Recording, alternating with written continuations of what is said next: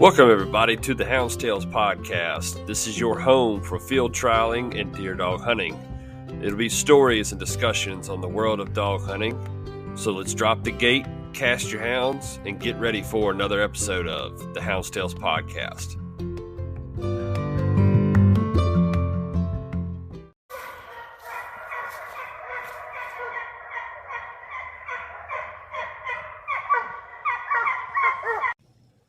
All right, guys, before we get started on this episode, I have two big announcements. And guys, before I even say this, I could not have made this happen. This could not be possible without you, the listeners.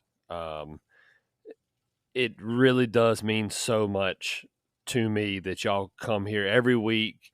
I can see the numbers. It's so amazing. I love every single one of y'all guys. I really cannot thank y'all enough. And this would not be possible without you guys. So I just want to say from the bottom of my heart, thank you, thank you, thank you. Y'all are awesome. You're amazing. And with that being said, I have the pleasure of announcing officially two new partners for the podcast.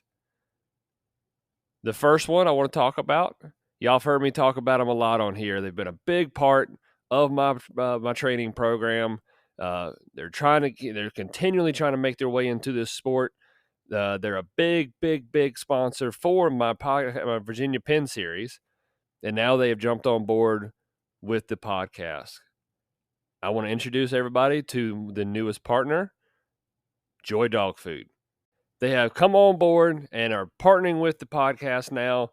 We'll be having all kinds of information brought to y'all about Joy Dog Food, and y'all be hearing some ads.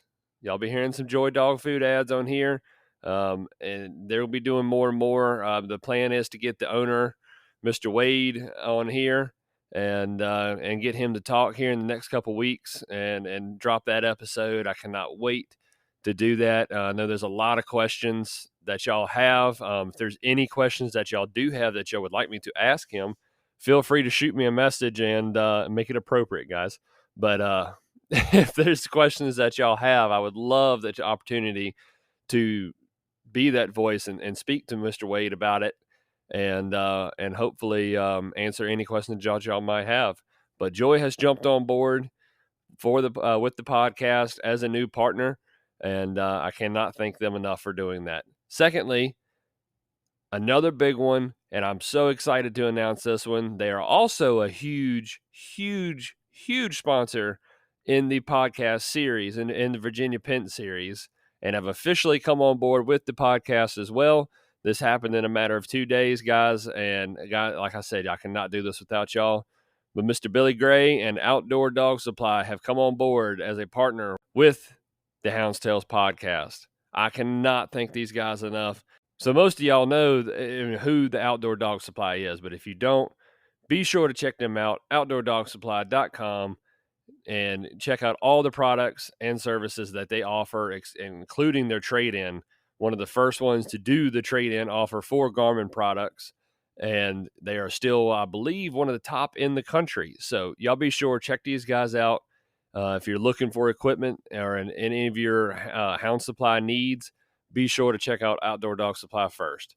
I cannot thank these guys enough, and I cannot thank you enough as listeners for making this happen. Again, this would not be possible without y'all.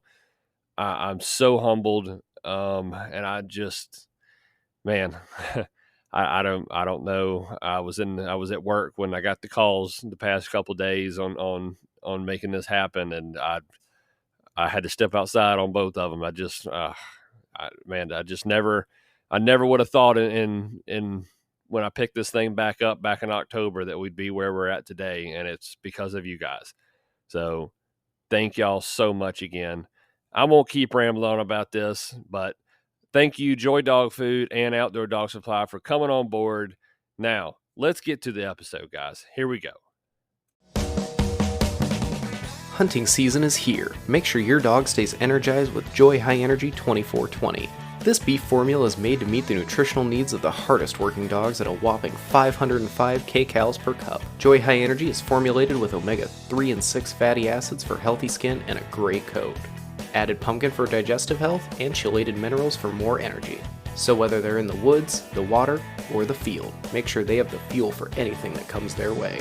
To learn more about Joy High Energy 2420 or to find a dealer near you, visit joydogfood.com or call us at 800-245-4125.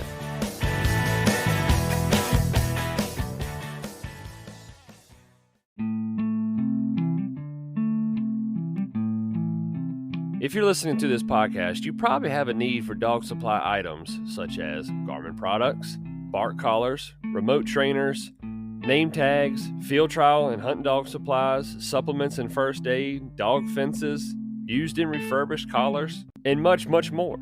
Where can you go to get that? Outdoor Dog Supply. Outdoor Dog Supply is a leader when it comes to Garmin Tritronics trade-in program. They were one of the first Garmin dealers to start accepting Garmin buyback trade-ins toward purchases. Outdoor Dog Supply currently accepts both working and some non-working units. Be sure to check in with these guys at Outdoor Dog Supply or at 757-482-1000. And their hours of operation are from Monday to Friday, 8 a.m. to 6 p.m. And if you're in the Chesapeake area in Virginia, be sure to stop in. Go see these guys in person. Outdoor Dog Supply is the leader in online sales as far as Garmin products go and your hunting dog supply needs. This is where I go to get all my stuff. Might as well join me in it. All right, guys. Again, be sure to check these guys out, outdoordogsupply.com, and thank them for coming on board with the Hound's Tales podcast. Let's get back to the episode. Hey, it's Kaylee Cuoco for Priceline. Ready to go to your happy place for a happy price? Well, why didn't you say so? Just download the Priceline app right now and save up to 60% on hotels. So whether it's Cousin Kevin's Kazoo Concert in Kansas City, go Kevin, or Becky's Bachelorette Bash in Bermuda, you never have to miss a trip ever again. So download the Priceline app today. Your savings are waiting. Go to your happy place for a happy price. Go to your happy price, Priceline.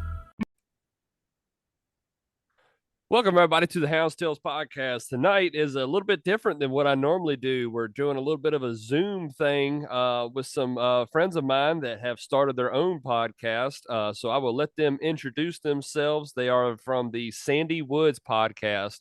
So I'm going to let these guys kind of introduce themselves and kind of just tell us who they are and, where they're from and all that kind of good stuff. All right. I'll go ahead and take it away. I'm Talon Wally from Chesapeake. I grew up in Virginia Beach. Been hunting with Kyle for about, a little over 10 years now. We hunt Sussex, Suffolk, Southampton. We started this podcast just trying to, share some of our stories, share some of our knowledge, and it's been pretty fun for us. Awesome. Yeah. How about you, Kyle? Yeah, so I'm Kyle Butler. Pretty much same thing as Talon. I grew up in Chesapeake, which is in southeastern Virginia. I grew up hunting since I was, 11, 12 years old. I'm a baseball guy, so played baseball since I was that age and all the way up till I was 24. I met when we were freshmen in high school, probably at a party somewhere. Right. And I invited him hunting one time, and the rest is history. We've had some really good stories, experiences that, we'll be able to share for a lifetime. And, now that we've gotten older, we've gotten more serious about it and learn more. And, this is what we do for fun now. So, but yeah, thanks for having us on, man. We had a blast last week, and hopefully we have a good time tonight again. Oh yeah, absolutely, man. I definitely appreciate y'all coming on again, man. Like I said, it's definitely, I like what y'all are doing. I've been listening to y'all stuff, and everything y'all been putting out so far has been great stuff. And I like the way y'all have it set up too, with the back and forth communication, and y'all are able to really carry on really good topics and really good talking points and stuff like that. So it's really enjoyable to listen to. So, Appreciate that. So, as far as the hunting goes, how long have both y'all been hunting? Has that been a lifetime thing for both of y'all, or has that been something that you got into later in life? What kind of, how does that go for each of y'all? Want me to start it, Talon? Yeah, you go ahead. So I think Talon will speak on this too. I think I've been hunting a little bit longer than Talon. I started hunting when I was 8, 9, 10 years old. hunting runs pretty deep in my family. So, I always had property to hunt, whether it was, grandparents, uncles, great uncles. I've always been kind of blessed with land to hunt. And, my dad was a serious hunter growing up. And, when we were, between the age of, I believe 8 or 11, he bought a piece of property for himself. And, Mhm. we started hunting that a lot. Spent a lot of time out there, a lot of weekends, away from our regular house. And, we just grew to love it. Obviously I guess it's a tradition thing because, the family, but, I have a deep passion for it. And it started, at 11 or 12. I think I killed my first deer, quote unquote, killed my first deer with dad behind you, right? Right, Um, right. when I was 9 or 10, and it's been a tradition ever since. And then meeting good people like Talon, and my brother is a big hunter as well. So it's for me, it's just getting everybody together and having a good time and doing something we love. It's cool to share that with everybody. But yeah, Awesome. so for a long time, we're getting old, so a long Right. time is the answer to that. I gotcha. So what about you, Talon? Yeah, so I grew up. I never had any land, so I grew up fishing a lot. I grew up with a pond in my backyard. So ever since I was probably like 6, I was out there catching bass and carp and all those types of fish. And then I stumbled into a piece of property that was a family friend's when I was in middle school, and I've always had the urge to go. I've always loved the idea of hunting, and it's just always something I really wanted to get into. And I hunted this piece of property out in Virginia Beach, out near Pungo, and I really had no guidance on what I was really doing, so I was just kind of going out there and kind of teaching myself. And then around freshman year, I met Kyle, and we became good buddies. And it kind of took a while for him to say, "Hey," because it's kind of a big deal to bring somebody to somebody else's property. And Right. I went there, and I've been going ever since, and made a lot of good memories, and I'm hooked now. So I've been hunting with him for I don't know over 10 years now. I gotcha. I was wondering about how old y'all were. So that's we're all about close to the same age then, I reckon. Yeah, we're both Time flies, 28. man. Yeah. Yeah. So What about I was you? 31. I just turned 31 31? last week. So It's crazy, ain't it? yeah, I'm feeling every bit of it too. I hear you. I hear you. So, Tally, it sounds like you kind of got into the hunting side. You said that you were doing the fishing side there for a while. So this is just, this is going to be more directed at you, since Kyle, you kind of grew up hunting, Talon, as far as kind of getting your feet wet in the hunting side, what was kind of some of the first steps that you took? I know this, I'm throwing a kind of a random question on you. We didn't have this wrote down or nothing like that. But what's some of the first things that you took to and learned as a hunter and really kind of helped you develop that love for hunting and, and brought you to where you are today? Well, so it's actually kind of cool. My grandpa, he died when I was 2, and that's my mom's dad. And he growing up, my mom always had these plaques and these pictures of him. So Mhm. growing up, I never really could remember who he was, but apparently he was just this great hunter in Wisconsin. And he was a great fisher, and I've always been like, man, I wish I want to know what that was like. Right. And kind of going into it, I'll never forget, you know, as far as teaching myself, I remember I was in Pungo. It was the first year I ever hunted. And, I learned as I went, and I learned Mhm. big time this time because, I didn't know what patient was. So I'm in a stand, and, I'm still hunting, and I get out the stand early, and I didn't know any better. I was like, I hunted for a couple hours, and I walk out and there's a big buck standing right there, and that I was like, "Oof, that's I can't do that ever again." Right. And I remember I text Kyle and I said, "Man, I just saw a big buck walking out of my stand." And Kyle's like, "What are you doing walking out of your stand right now?" that But sounds like me. That would be me. yep, yep. You live and you learn, though. I've Learn learned a the hard lot from way. Kyle. Yeah, growing up, being around Kyle and his dad and his brother. I mean, they all know what they're doing, and I've learned a lot from them, and so a lot of credit goes to them. And I've picked up a couple things I'll say I learned on my own I that gotcha. maybe Kyle doesn't do, and maybe Nah. I do. Right, right, right. Yeah, the patience things. I mean, we talked about that when I joined y'all on y'all's podcast. The patience thing for me is what kills me with it. But You know, Oh yeah. that's just, that's just me. So, you know, one of the reasons y'all hit me up, because y'all are not anti dog hunting. Y'all have done dog hunting, correct? Like y'all both have Yeah. experience, and I think y'all are part of clubs, Yes, right? sir. Sort of. So we personally don't have our own club, Okay, but we have guys in surrounding properties that have clubs that we kind of guest hunt with, and we bring on to our property. So in a way, yes, but we're not a full time hunt every Saturday club, gotcha. like a lot of them are. Right, right. I got you. I got you. So before we get into the next little topic, it's just a little fun question, real quick. What is y'all's favorite form of hunting? Are y'all bow hunters? Are y'all muzzle load, rifle? What is y'all's favorite form? Kyle, start us off with that, man. So at a shooting range, right? So I have to, I guess I have to say this answer because I do a lot of it, right? Right. I like rifle hunting and I like muzzleloader hunting, right? Any long gun hunting.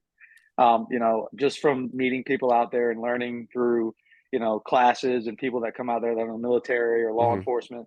And I've gotten kind of hooked to that, type of shooting. So, recently it's been the rifle, but I enjoy my shotgun too. And, I'll be the first to say it. I've never been a compound guy. I've always been a crossbow guy. That's another debate topic in the future, Right. right? But so I'd like my crossbow too, but I would say, if I had to pick one, it'd be the rifle slash muzzleloader.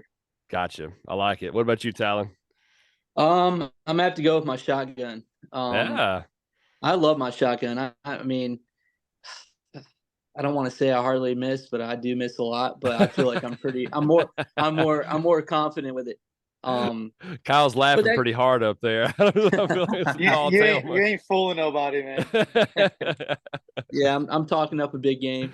Right. No, but I just feel more comfortable with a shotgun. You get more shots, but it's pretty close. If I had to pick between the two, it's going to be between a shotgun and a muzzleloader because I think muzzleloader is more the the season Hmm. when it comes. So it's definitely more the season, but I take the shotgun just because I mean it's so versatile with so many different things that you could do with it. Whether you're hunting rabbits or ducks, deer, it's just that's Now, your go-to gun. when you're deer hunting, are you shooting slugs, or are you like a buckshot, double aught, Yeah, something like that? I shoot. Yeah, I shoot buckshot. I got you. I got you. I wasn't sure, if you were doing the slug thing or not. And that would understand some of your misses that I believe Kyle's insinuating about. I tried. I have a 12 gauge Mossberg pump, and I got the rifle barrel, and I threw a scope on it. Uh-huh. I spent so much money trying to sight that thing in. I said, I am never going to shoot at a deer with It's this not gun.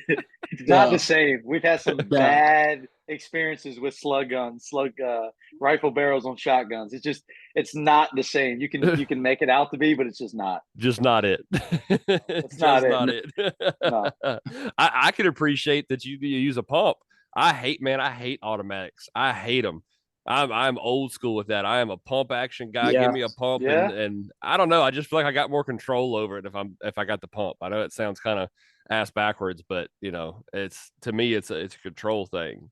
So It's all preference too, right? I mean, what right, what right. feels I good in grew your up on Yeah. hand? pumps. Yeah, I grew up on pumps. Hell, my dad, and he actually just paid to get it fixed. Believe it or not, my dad shoots a Sears and Roebuck 12 gauge shotgun that he got when he was 16 years old. My dad Wow. is 56, 57 years old, and it Wow. just broke for the first time last hunting season. He paid like Wow. he just paid money to get it fixed so he could still keep shooting that Sears and Roebuck gun. Good for Wow. him. Yep. That's Yep. It's sentimental right crazy. there. Oh It's man, memories, man. I can't. Yeah, that is one. If whenever he passes it down, I will cherish that gun. I can't No, shoot I'm it for sure. nothing. But Yeah. oh, That's so cool. Sandy Woods Outdoors. This is y'all's podcast that y'all have started. I think y'all mainly strictly on YouTube, correct? Currently, yes. Yeah. Gotcha. Gotcha. Yep. So tell us about it, man. Y'all kind of divide and conquer on this. Tell us about it, what it is, what made y'all start the Sandy Woods Outdoors.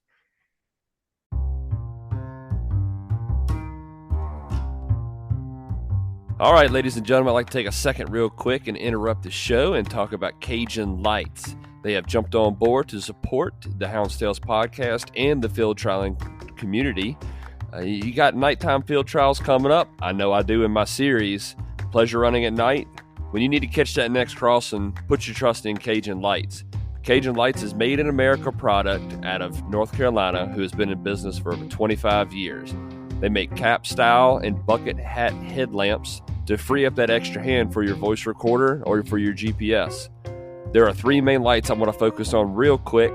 The first is the Micro Gator, which is the lightweight option. It has 4 brightness levels and 4 color options, including red for us field trialers. Rated at 50 to 60 hours of battery life on the highest setting, this is your flood style lamp that'll do really good for us out in the fields in the short brush and be able to help us get in front of those crossings. Next up is the Cajun Bayou, which is the next step up, and it includes the same number of colors and brightness levels, but it packs a much bigger punch on that brightness level so you can catch those crossings way down the path when you got a long road to cover. And last but not least is the top level Cajun Blinder.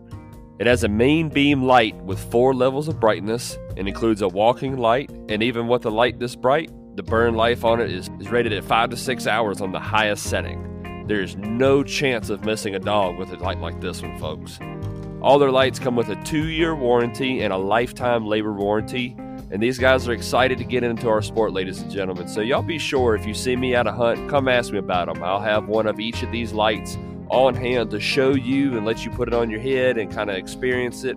Show these guys some love, guys. And y'all, please go visit their website at CajunLights.com, and their phone number is 888-773-3080. Thank you, Cajun Lights, for all you do and for trying to get into this sport. Like I said, guys, let's show them some love. Let's get back to the show, guys. Here we go. Sorry, Tyler. Yeah, so I mean, it was kind of we've kind of mentioned it, during hunting season a few times, and we finally, it was just randomly we're like, man, we just need to start a podcast. Just, I mean, the thing me and Kyle do, I mean, we talk to each other, we call each other on the way to work every morning. Yep. And especially during hunting season, we talk about the deer on camera. We talk about, what happened over the weekend, and we just discuss hunting. And it's like, why don't we just, record it? We have so many funny stories, and we have so many different views on hunting, especially the area that we hunt. It's like, there's a lot of still hunters and there's a lot of clubs, and we're right in the middle. Like, we love both. So, and I don't know how many pieces of land, people hunt have that same, scenario. So I thought it'd be cool to, hey, let's start a podcast and see, if anybody else has these same kind of views and, things that happen to them. And mainly it's just fun. I mean, you get to sit there and talk hunting with your buddy, and you don't have to, talk your girlfriend's ear off. Right. Put her to sleep and pray that she heard some of it. Yeah. It's a real thing. Oh, for sure. It's true. My wife does it to me with books. She tries to tell me about a book, and I catch myself nodding off halfway through the conversation. Just got to keep the head moving up and down. That's it. Just keep the nod going. Yep. I love it. I love it. That was Kyle, yeah. So Tal made all good points. I mean, he covered a lot of it, and kind of comparing it to your podcast. Like, anytime you want to start something, like, obviously you want it to be a little bit unique, right? You want something a little bit different. That's probably the reason you thought of it in the first place. Mm-hmm. So, with you, your style was the dog competitions, the dog hunting, and that's awesome because you don't see a lot of that on YouTube, right? Mm-hmm. And I'm sure you see this as well. Like, every time I go on YouTube, most of the stuff that I see is a lot of Midwest hunting, a lot of professional organizations, groups, people that have made it, which is good for them, right? I'm not taking anything away from them. But I just felt like, there wasn't anything on YouTube or anything that, was presented to me that really showed our style of hunting of, mm-hmm. like Talon said, getting to still hunt half the year and then getting to dog hunt half the year. So we said, you know what, we've got, like you said, tons of stories, tons of memories, and let's try to make a little bit of informative information as well, and kind of explain how we hunt and how we do it and why we do it. And I feel like we've had some good points thus far, but there's just so much stuff you can hunt about or talk about that you don't get to hear or see on other platforms. And we're hoping that's kind of what kind of jumpstarts us. People are interested, or people from the areas that have this type of situation just want to listen to it and kind of compare their situation as well. So Right. yeah, just something different, right? Something that like Talon said, to waste some time on a Saturday night, right? Instead of going out and spending your money doing something else, right? Talk about hunting Yeah. and record it while you're doing it. So it's I been a love it. good And experience. It's not been to a hard one. we're trying to put Virginia on the map. Like, we have got some big ass bucks, man. Yeah. And like you look at all these other places in the Midwest, it's like maybe they're not as thick and just Mhm. fat deer, but we have got some huge racks in Virginia, man. It's crazy. I've always said that. I've always said that Virginia is the most underrated state in hunting, like across the board. Like you never hear any shows about, or anybody talking hunting or talking, dog hunting and stuff like that. Anything like that. It's like Virginia's like the lost state when it I know. comes to, with any form of hunting. You don't ever hear about it, but man, like you're saying, it's some huge bucks taken out here, and to be all natural, not kept in a fence and not, maintained 100%, we really do got some big deer up here. And it, Absolutely. it's kind of crazy too, because I saw this past year Kentucky jumped into the top 5 in the best hunting states, right? And we literally border Kentucky, right? So Right. it's like the Midwest states. Everybody always compares it like, Midwest. If you're a Midwest state, you're a good hunting state. Well, we've got, Tennessee, I think was ranked up there, top 7 or 8. Like, we border all those states. So like it's Right. crazy that Virginia doesn't get talked about, as much as it should. Right. It and yeah, yeah. I it's never ever made sense to me. And we talk about it. So talking about the dog world and stuff like that. Especially in the competition side, like you always hear a lot of, or even in the deer dog woods and stuff, you always hear about like North Carolina and South Carolina, like bad dogs, like badass dogs, and like awesome dog running, and talk about Florida and how they do it down there, and and how fast the dogs are competition wise in North Carolina and that kind of stuff. But I mean, every time you look at results on a lot of these field trials, it's got Virginia on there. And Oh yeah, I'm then, sure. oh yeah, I mean, and then you look at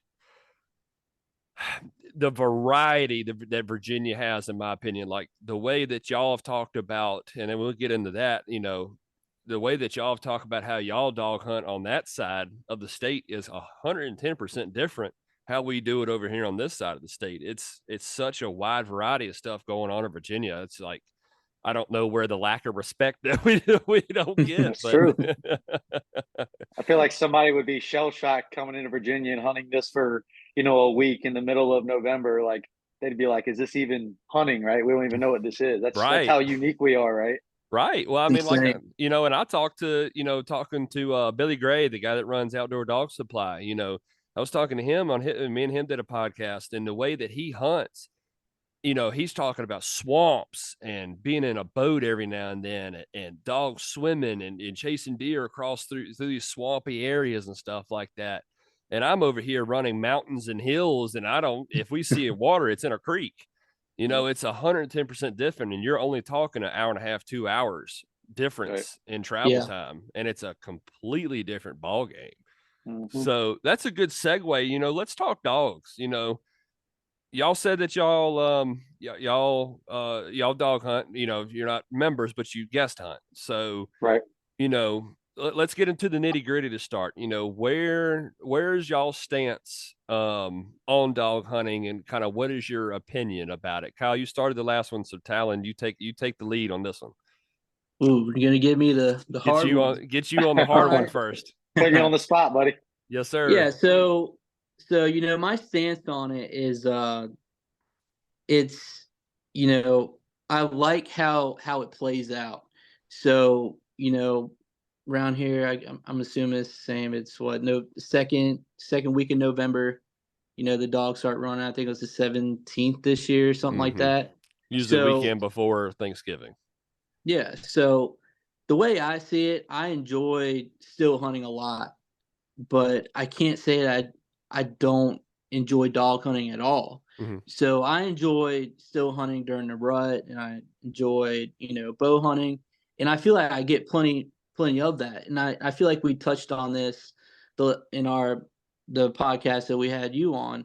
It's like you get to a certain point where you get hunted out and you're like, I need some action. It starts to slow down. So December rolls around, and it's like, all right, get the dogs, like we got to get them in here.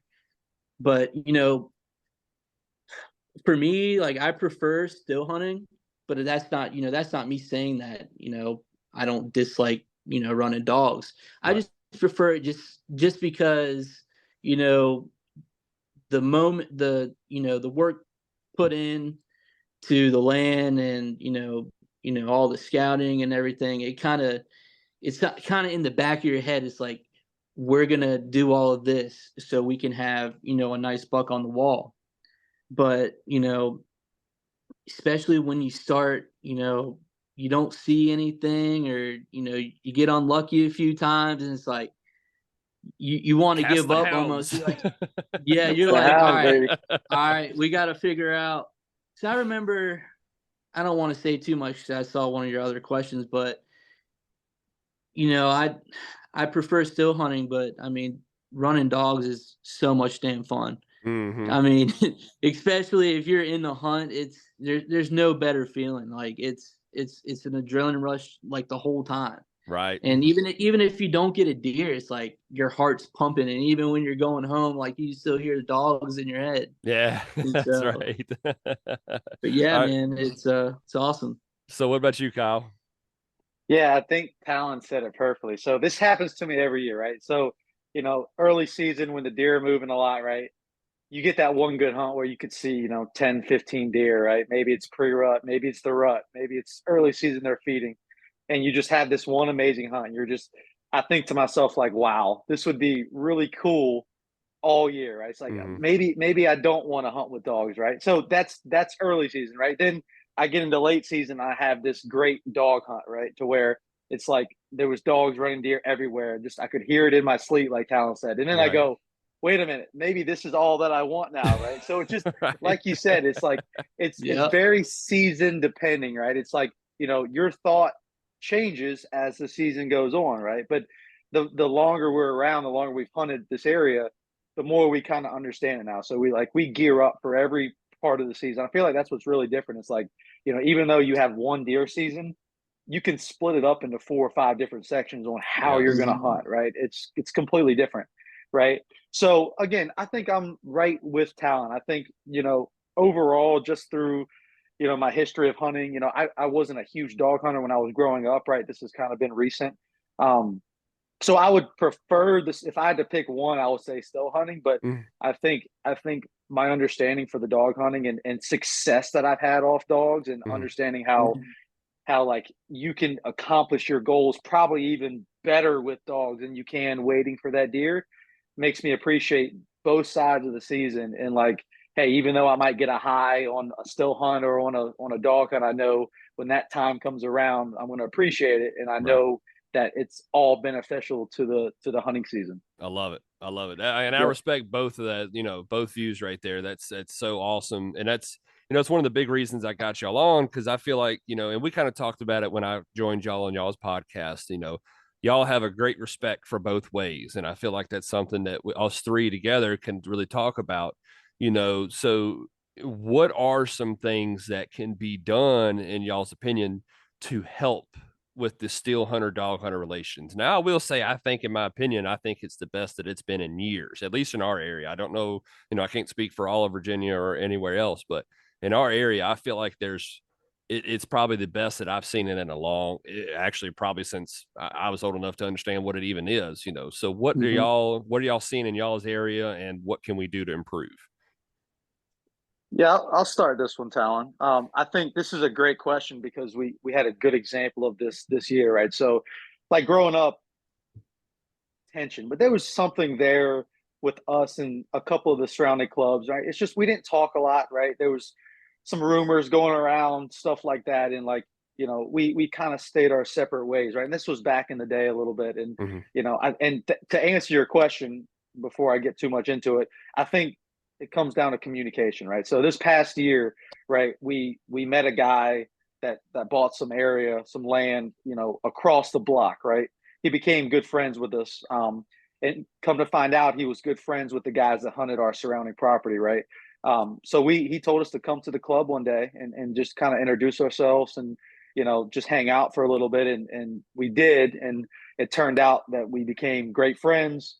They had us on some hunts. We invited them to hunt our land, and they were cool guys. Like we laughed about like the history of tension that we had, and they were like, there was never any tension. We were just kind of scared to approach y'all, and we Right. said the same thing. We didn't know what that encounter was going to look like, but it came down to just going there and talking to some people, and now we text them out of season. We share pics of deer that are on their land, on our land. It's just become a great relationship. So I think the simple answer is, if you don't know or you feel something is not right, go talk to somebody, right? If Mm-hmm. for some reason that you can't get it right, you got to come up with a resolution. But I would say 90% of the time, both sides are like, hey man, let's hunt together. Like, let's figure out a Right. way to hunt together, right?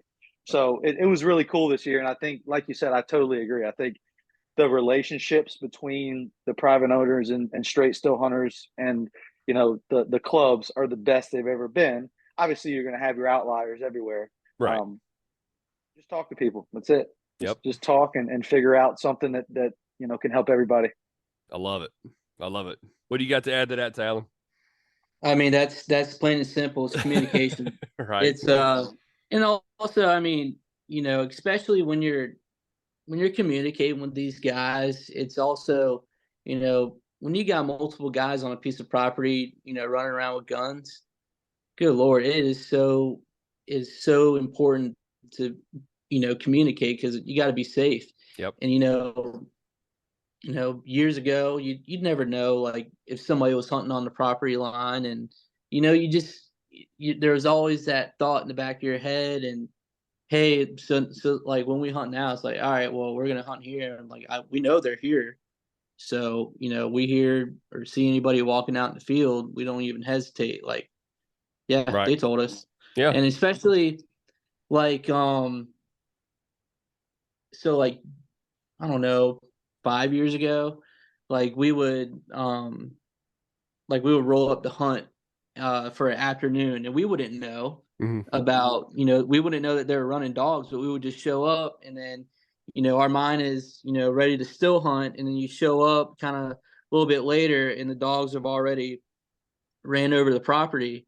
And that was like one of the things. It's like, damn, I wish we would have known that, because if we were gonna, still hunt that day, at least let us know that, Right.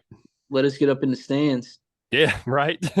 Let us get set so we can shoot it as they come through. But yeah, we don't have that problem anymore, I because, love it. we've gotten pretty tight with those guys.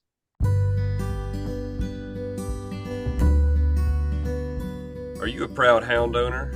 Do you cherish those memorable hunting moments with your loyal companions? Well, Roxy Designs has something special just for you.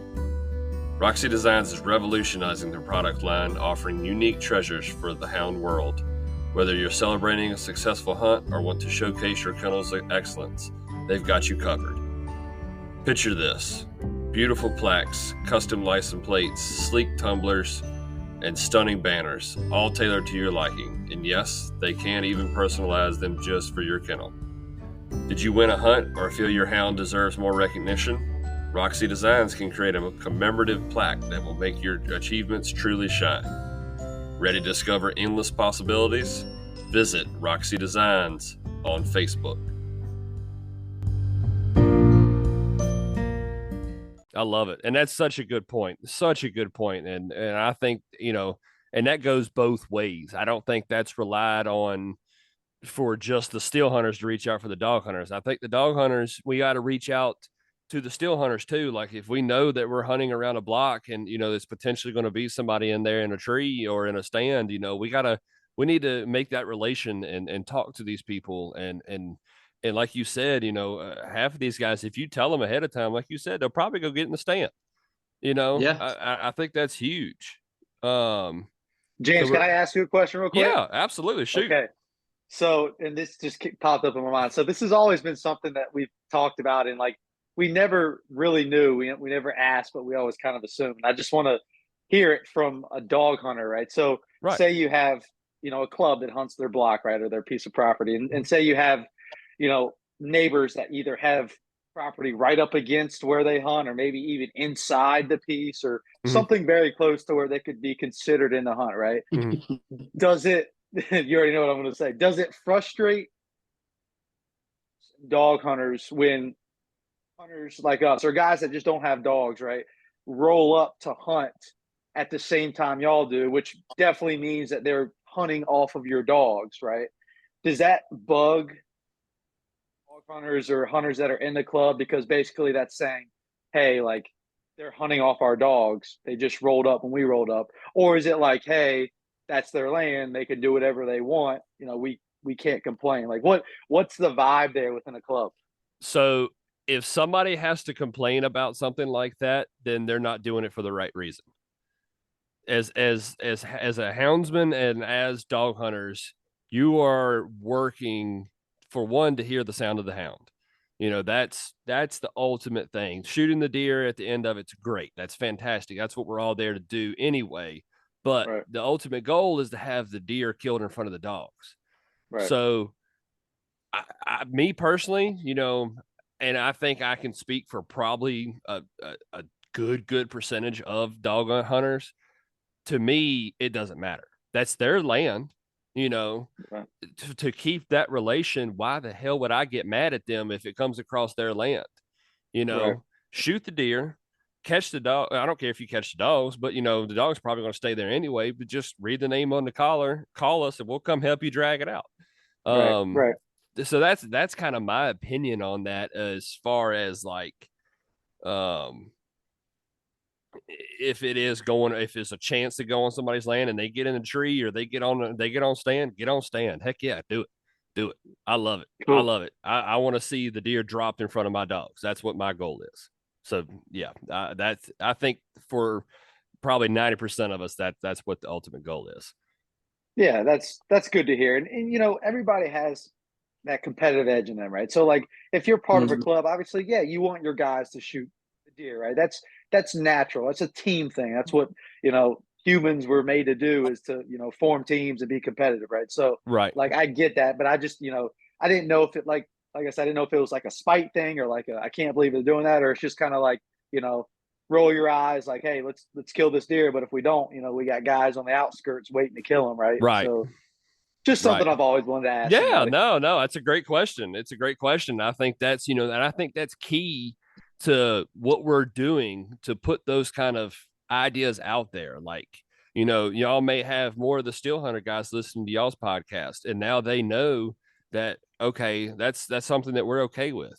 Go get in the stand, go kill it. Just, don't harm the dogs, and call Mhm. us and we will help you drag it out. And we have relations with steel hunters, the vice versa. We've shot a deer, and if it's not a super clean shot, and the adrenaline keeps it up, and he goes and dies on the neighbor's land, a lot of times you can go knock on the neighbor's door around where we're at and say, hey man, look, my dogs are bait up here, the deer's definitely dead down there. It was a good clean shot, but the adrenaline just pushed him over to your land. Can we go? 9 times out of 10, those guys are going to say, hell, get in the truck. Let's go down there. I'll help you Yep. get it out, and let's go bring it back out here. Let's go get your trophy. Yep. And we'll say, we'll Absolutely. load the dogs up, So I think it really, and like you said, that's a communication thing from both sides. And I think when you form those relationships with landowners like that, that's what's going to help save hunting as a whole, and not just dog hunting. I think that's what's going to keep hunting as a whole alive. So let's see. All right. The clubs that y'all hunt with, I know y'all don't hunt in the clubs, but as far as, we kind of talked about it. You asked me on when I was on y'all's show, you know, y'all, what is the management of bucks as far as in the clubs that y'all hunt with and y'all guest hunt with? How did they do it? Do they have inch rules? Do they care? Is it, if it's brown, it's down? Is it that kind of thing? You know, what are we doing with the dog hunters over there? I would say all of the above, right? Right. So so we have so many clubs in our little condensed area. Like they I've heard people call it the club capital of Virginia, right? All the Right. way from, Sussex to Southampton, all the way rolling into Richmond, right? I know y'all have some stuff out your way too, but Right. it just feels like, everybody is in a club, right? And I think it's trending more towards more management, right? I don't know Mhm. what it is, right? Obviously, you have your clubs that still shoot everything, and again, if that's what you want to do, there's nothing wrong with that, right? Mhm. Now, and like I told you before last week, like I think people know what the club's idea of management is before they get in, right? So if you're a guy that's like, I just want to shoot deer, right? You might go over to this club that just shoots anything, right? And then you have other clubs that, can be anywhere from we call it the bucket rule, right? I'm Mhm. sure you've heard of that, right? Yep. That's 14, 15 inches, right? All the way up to, 20 inches or more, right? I mean, I've Right. heard everything, right? And as you know, it's pretty hard to when it starts getting a couple inches, it's pretty hard to Right. distinguish in the woods. Right. Um, but I know, and a lot of it will depend on, farmers in the club, Mhm. which, some farmers don't want any does on their land. So when they go and hunt this certain block, they'll shoot as many does as possible, right? Right. Some blocks, they feel like there's not enough does and they won't shoot does all year. So it can, obviously it goes from club to club, but it also can go from property to property and hunt to hunt, right? I mean, I've guest hunted with one of the best clubs in our area, and the morning and evening hunt were completely different, right? The way it was set up, the way they used the dogs, Mhm. what could be shot, the penalty, right? Yeah. If you shoot it, right? I've heard anything from $50 to $100 till you're gone, right? I mean, it just differs everywhere. I'd be a Um, broke joker. I've had my one or two experiences. Right. Um, and 99% of it is accidental, right? I mean, you Right, right. rarely hear anybody go, I meant to shoot that, Right. 13-inch basket, right? That's right. Um, it's tough, but it comes with experience and repetition, just like anything else, right? You do it for a long enough time, you can get an idea of what you need to shoot and what you don't, right? Depending on the rules. But yeah, Right. that's kind of the gist of how it works here. And I know there's always work days, there's Mhm. fees, it's become more of a family than a club. It's like, Right. these people do everything together. I mean, out of season, I roll by the clubhouse and it's packed like they're about to do a hunt, where they're Right. eating dinner or drinking or doing Yeah. something. So it's it's Right. it's it's it's a close knit community. It's definitely a family environment. So, Talon, I'll kind of, it's a hard to touch on that in that actual like direct question. So what I'll do is I'll spin off of it for you. Um, so so when we run dogs, it's usually towards the end of the season. So kind of middle of December, last couple of weeks. It really depends on how your season's going, Mhm. because Yeah. if so, like this season, I shot a nice one in October, and I was like, oh well, I'm okay with just shooting a doe. Mhm. But as far as managing bucks and does, I only like to take, like, I don't know, maybe one or two does a year. I mean, you know, because at that point, once I get to three, I'm just giving meat away to family and friends. Right. But when it comes to bucks, I still like to take the buck management pretty seriously. Mhm. I like to shoot anything outside the ears, Mhm. bigger than 8 point. Um, but really, like, I've been there. Like, that we told a story on like our second podcast that I had a buck running at me, I remember 500 this one. miles an hour, Yeah. and I'm like, oh, it's a buck, and I'm firing away at this deer, and then I'm like, wait a minute, he kept getting close. I missed all the shots, and then he got closer, and I was like, nah, I'm gonna let him go. And so I don't know if explaining that that's a story, story, but yeah, okay. but like explaining that, like when you meet meet back up with everybody, like, what the hell did you just say? It's like, no, I mean, I knew I missed, but once he got closer, I noticed that it was just a 6-pointer. Mm-hmm. And I'm like, well, yeah, And you continue to miss, but yeah, we'll talk about that no, one that never later. happened. You're That never delusional. happened. No, but couple of those off of dogs. And especially if it's a if it's a combined hunt or if I'm Mhm. hunting somebody else's property, I definitely want to check in with them too, because everybody has their different management. It's like, hey guys, you shooting does, or are we just shooting a nice buck, or Right. shooting anything? I And respect it's that. really, yeah. So, but where we hunt, on Kyle's land, it's especially when we bring the dogs on there and we kind of coordinate a hunt, we kind of tell everybody, one buck, one doe. Right. And and that's kind of how we manage that. And we try to keep, don't shoot the smaller ones, Yeah, because yeah. we are still hunters, so we still want to have those bucks for us to hunt and during still hunting time. So Right. Let them grow. That's right. yeah. That's right. So So I actually have a story for y'all, believe it or not, Give it to on us. that topic. So yeah, y'all will appreciate this for the sheer fact of the story that you just told. All right. So Oh, yeah. last chase of this, I guess this was about 3 years ago now. I think it was 2 or 3 years ago.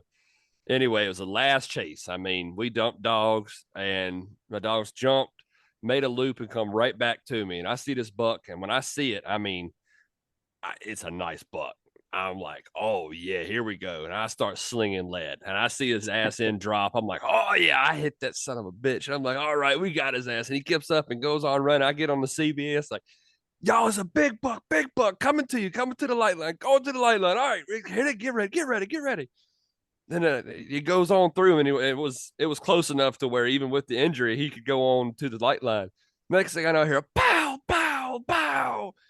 Thank God, it's a big buck on the radio coming from somebody else. I said, James, your cousin just shot it too. He's down. Y'all get over here. Big buck. I think maybe about 11 inches on the inside. Ground shrinkage. Oh, Yep. man. The freaking shrinkage on that one was insane. All three of us, the whole time, it was three of us that seen it before it finally dropped. All three of us, big buck. And when we get up to it, I said, that ain't the same buck. That is not it. That is the different deer. I promise you. And the reaction's always the same when you walk up to it. Everybody's like a little bit quieter than they should Oh, be. yeah. And Yep. you're just like, Yeah. maybe that's not the right deer. Well, and the bad part is it's the last chase of the season. You've been hollering big buck on the radio, so everybody's coming to you and they're all excited. They're like, heck yeah, big buck on the last chase. And they get there and it's this little scrubby 11-inch buck maybe at the most. And under it's like, oh, well, I got everybody all hyped up for no reason, but it's whatever. No, Good story there. that's No, right. I remember we kind of have a story like that. It was like maybe 3 years ago. Your dad was because we do a lot of man drives. We do a lot Gotcha. of pushing, and I'll never forget. Kyle's dad was in the cutover, and he yelled "Big Buck," but and it was running. He was like, "Big Buck coming to you, Talon!" And I turn around, and I just lose. Like you just lose everything. Like you get so locked in. And I turned around, I shot, and I got down on the ground. It was I got him somewhere. He was like hold up. Uh-oh. Your shelf of 90 class deer that you got in there. Hey, I can't say much. He's been killing some hammers the last couple of years, but we've killed our fair share of 1.5-year-old deer. I love it. This was the big buck. I got down. I said, I thought you said it was a big buck, man. He goes, well, why'd you shoot it? Right. It looked big when it was coming through, didn't it? I was I locked heard your in, voice. Right. Yeah, I was. No, it's cool though. I mean, it's you can't beat it though. That adrenaline with a deer running to you, and you kind of get numb to it. Like you got to gear yourself for it too, because those dogs could just be rolling, and then a fawn will come flying through the woods, and you're so locked up, just knowing where that deer's going to come from, and you just got to be so on it too. Yep. That man, that last second when the trees are screaming and you hear that coming, man, you just get the shakes and you're like, all right, please, Big Papa. Come on, Big Papa. Yep. That's it. Yeah, you can't beat it. I love it. I love it. So what kind of dogs are y'all hunting around? Are y'all beagles? Are y'all walkers? Or what do you know? What are y'all hunting around? The Beagles. above again. But, well, your preference, So, Talon, or is that what you're saying you mostly hunt with? well, so depending on where you are, like, Mhm. you know, when we're hunting a smaller property, like we see a lot of beagles, Mhm. but also a lot of, you know, it kind of depends on who's running because, you know, a club has more land, those walkers are going to get to us. Right. So it's, I personally, I don't really have a preference. If I had to pick, it'd probably be beagles because they're a little bit slower and, you know, they stay on the property a little bit longer. And But you I and mean, you got walkers time are, that you got time to aim a little bit better too. yeah, walkers are badass though. I mean, I'm not, I mean, the time I'm around them is not much because they're so damn fast. They're out of the property in 30 seconds. Right. Right. Hey, What about you, Kyle? they put.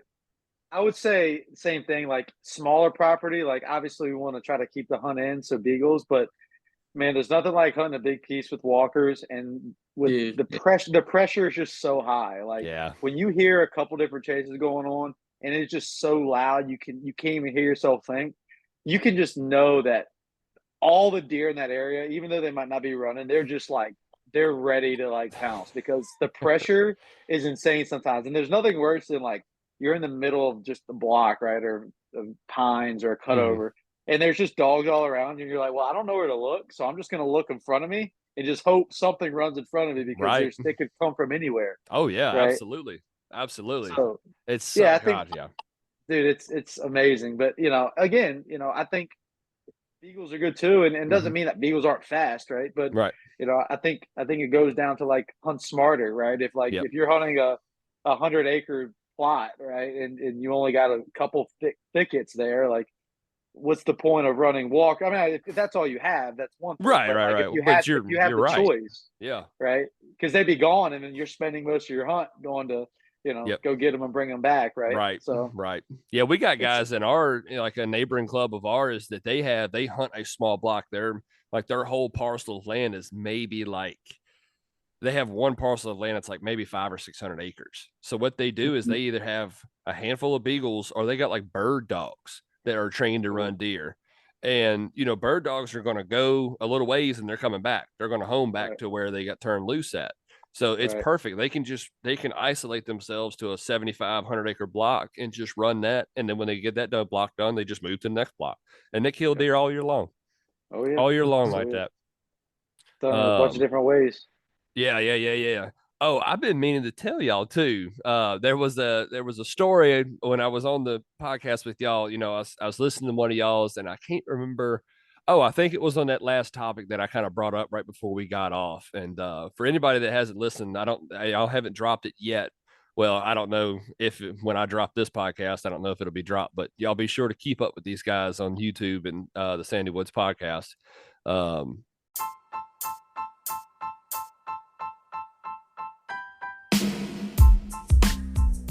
I want to take a second and talk to y'all about Chestnut Mountain Feed Company in Concord, Virginia.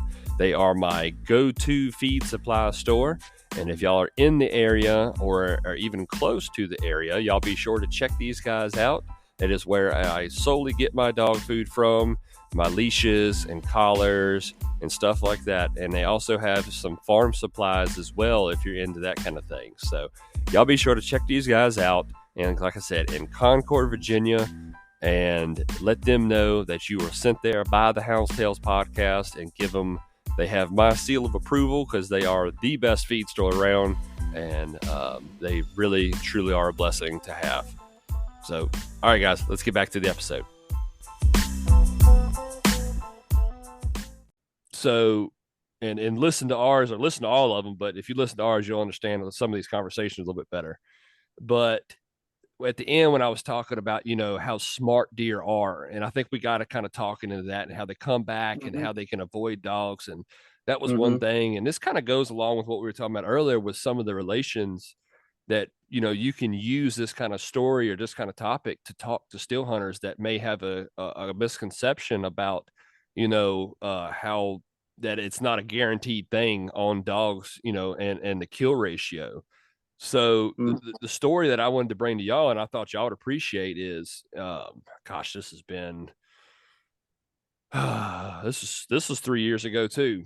We had a pack of dogs that was driving. It was 3 bucks. It was late season, so the bucks were running together, and it was coming through a cutover, going down towards the creek bottom. They had a little bit of a gap on the dogs, and they come down through a cutover, went down to the creek. And, we were on the other side of the cutover. We couldn't, it was too long of a shot. So we just watched it, enjoyed watching them run through the cutover, got down to the creek, and they disappeared. I'm like, okay, well, that's weird. So here come the dogs, dead on the track, maybe another about a minute and a half behind them, something like that. Got dead on the track, get down to that creek bottom and blow past the last place I saw them. And then they lost it. It was just gone. It's like, what in the hell? I mean, I gave the dogs time to work. They sniffed around, and the dogs just ended up giving up and ended up going somewhere else. And I said, I had one dog in the truck with me. I was like, something's not right. So I put that dog on a lead and started walking down towards the creek. When I got about 30 or 40 yards down from the creek, all I saw was horns in the creek. They were neck deep. They were wading in the water up to their neck and just laid in it. And were waiting for the dogs to clear the area.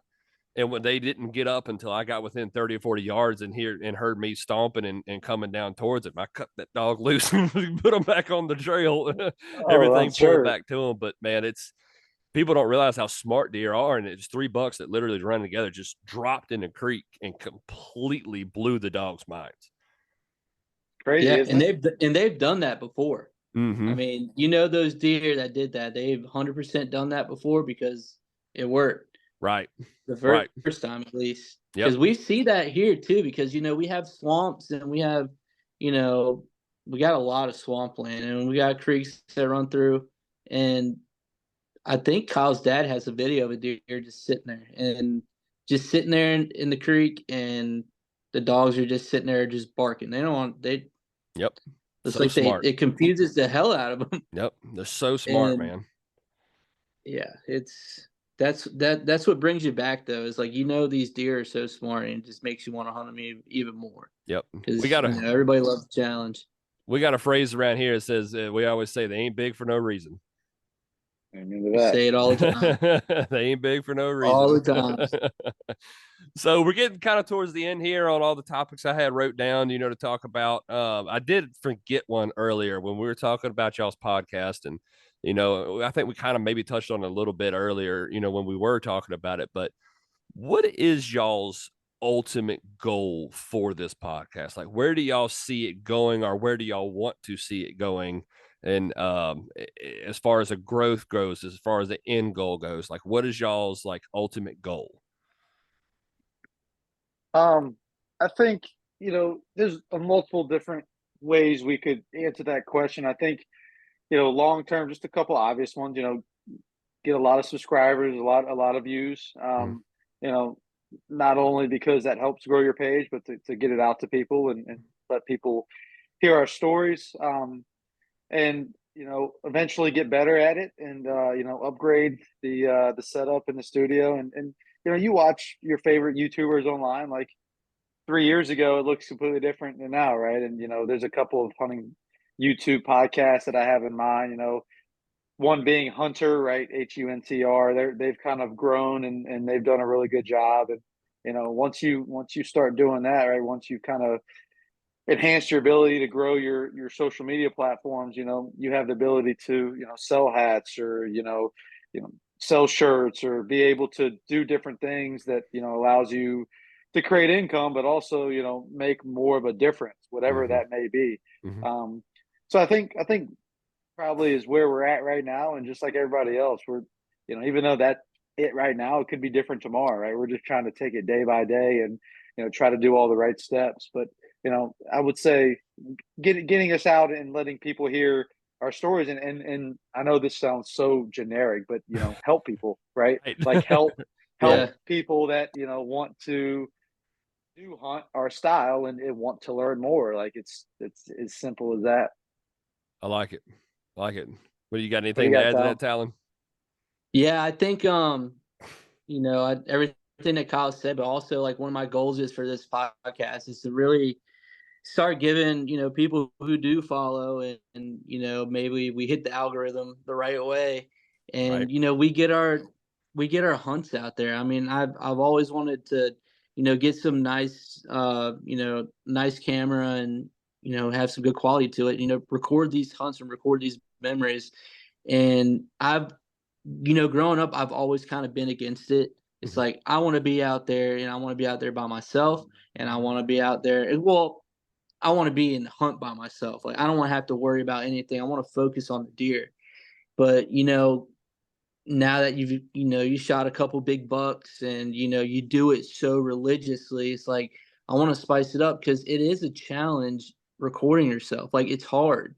Like Yes. you've got to. There's so many things that you have to do right and not get caught during the hunt. Like I've never experienced being caught during a hunt trying to film a deer, but I know it's going to suck, and I know Hmm. it's going to happen eventually. But our goal is to start recording these hunts so people can see what the hell we're doing. Right. And that moment that we get a big buck, or that moment we get a turkey, or even if it's just us out there making food plots. Like Hmm. it's still helpful to people, and it's awesome to record it. So I that's love it. one of my big goals. And obviously, getting a following, and having people tag along. I mean, I think me and Kyle both kind of have different personalities. Kyle's a little bit more straightforward, and I'm just kind of like, yeah, I'm just going with the flow.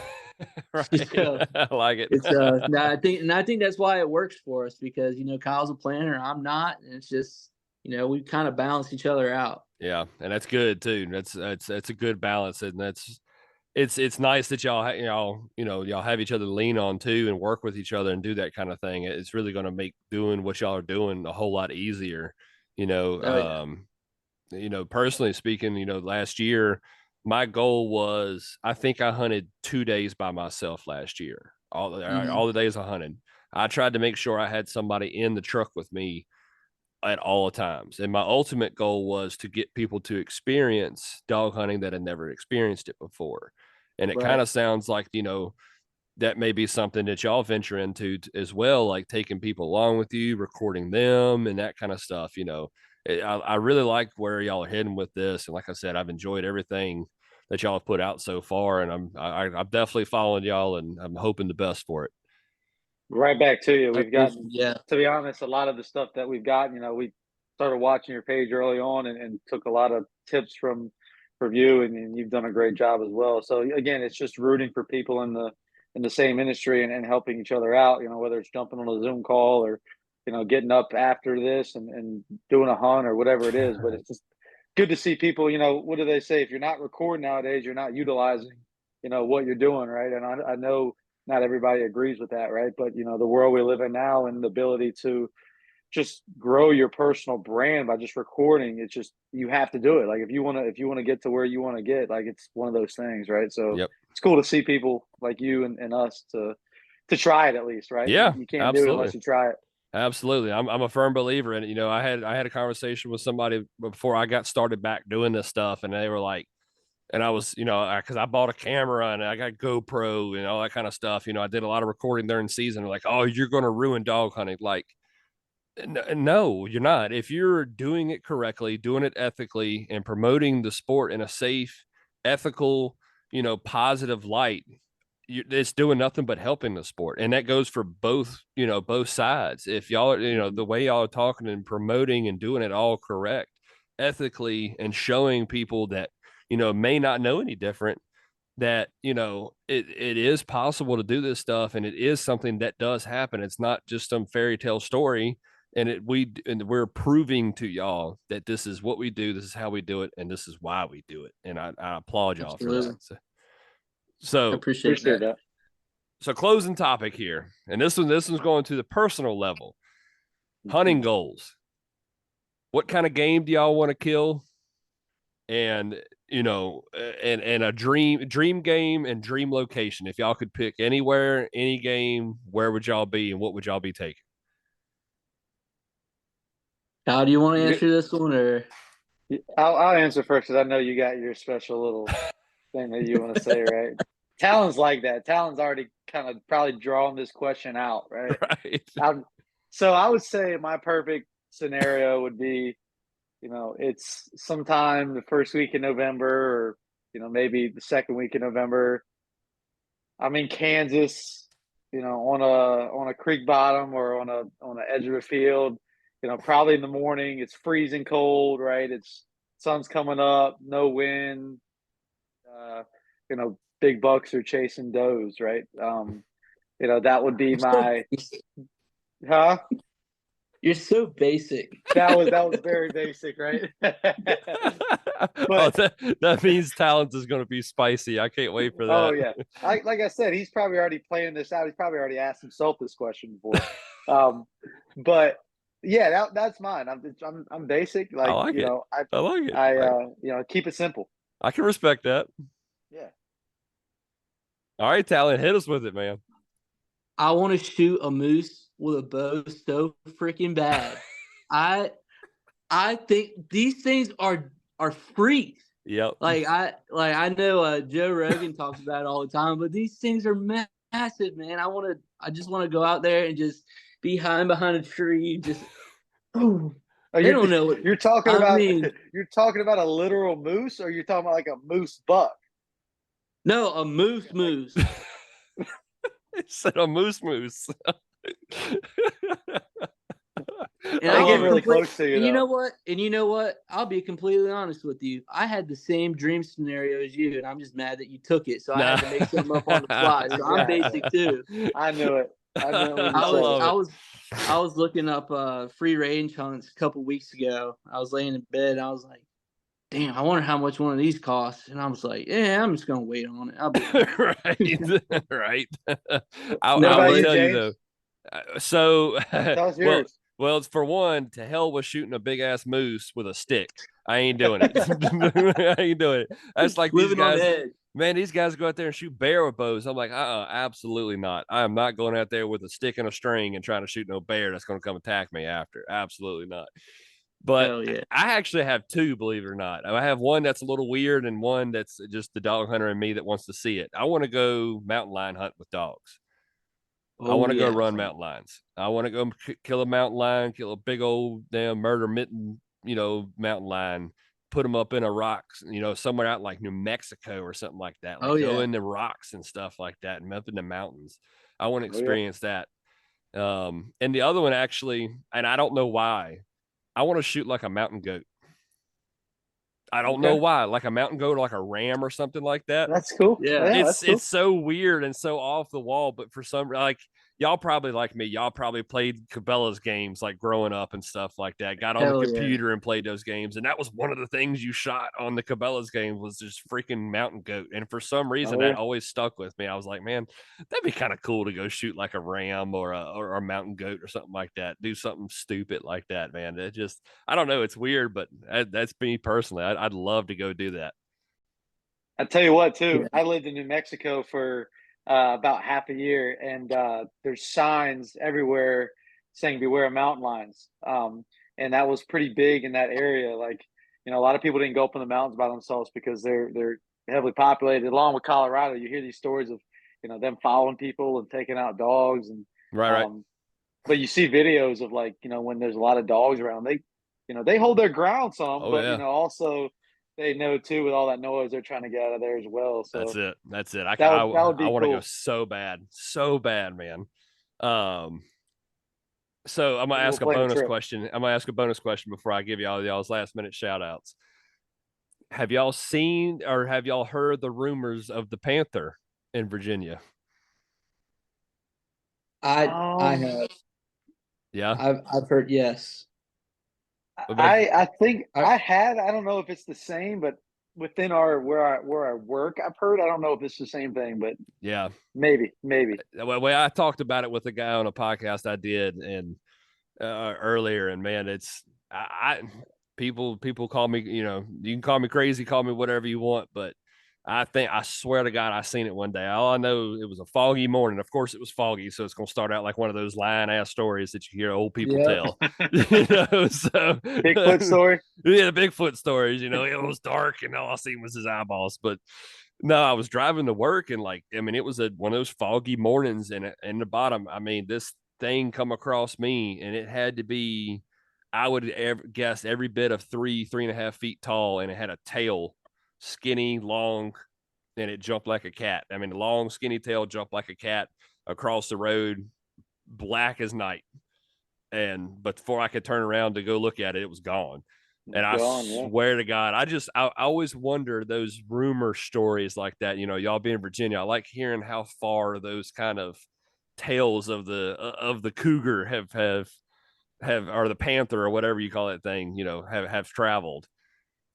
Yeah, we've had sightings here. Yeah, a yeah. bunch of them actually. Yep. And I think a lot of it too is like maybe confusing because we've got some coyotes in the area that are very dark, maybe not completely black, but close to it, and you got the bobcat as well that could kind of confuse people from a distance. Right. But like you just explained, if you get that close to it, you see what you see. Right. There's no coyote or bobcat that looks like that, right? The long skinny tail is what got me, and I'm talking like a 2.5, 3 foot tail. Like it was a long tail. Like it blew my mind. Like I almost just went back home and started drinking for the rest of the day. Should have got a picture. You might be rich. Right. I don't know what I would do if I saw one of those in the woods. If I was walking to my stand in the morning in the pitch black and I saw one, I'd probably, I don't know. I don't even know what I would say over do. here. I hope the toilet paper is with you. Yeah, I'd say I'd try to like climb a tree or something if it attacked me, but they're pretty good at that, so I couldn't do that either. So I would just have to, you might be waking some neighbors up real soon, real early. Yeah. Yeah, and your luck, they'd freaking if it was a Black Panther, the government would bury your ass too. Yep. Because I've heard, I'm sure, I've heard those stories that people have said that they've seen it, and the game wardens have told them like, no, you didn't. Like it was those, no, you didn't see what you saw. Like, don't even worry about it kind of thing. But well, guys, man, I've really enjoyed this. Like I said, anybody that's out there listening to us, be sure to check these guys out. They're on YouTube, Sandy Woods Podcast. It's really good stuff, really good quality material. A lot of good talking points, and being on the houndsman side of things for the hunting world, guys, these guys are not antis. They are very good about promoting a positive aspect on both forums and good relations like we just talked about today. So guys, I want to thank y'all for that. And before we end this thing, man, y'all have any last minute shout outs y'all want to give out? Kyle. Just to our little group, right? Our group of hunters. Obviously they're going to be listening to this, but Yeah. Just all the people that have been following us and watching our videos, and obviously you as well, James, for having us on, and just meeting good people like you through doing this, right? If we would have never started this, we probably would have never met you, right? So right, just everybody in the industry and everybody watching both of our videos, right, and supporting us. I like it. Anything to add to that, Talon? Yeah, everybody that's listening, from your side, everybody that follows you, thanks for listening, and thank you, James, for having us. Bill Jordan, what's up? Shout out to him. Our boy Waddy out there too. Thanks for listening, Bill. I love it. All right, guys. Well, man, like I said, y'all be sure to check these guys out, and I appreciate everybody listening. And we'll catch y'all the next one. All right, everybody out there. Like always, happy hunting.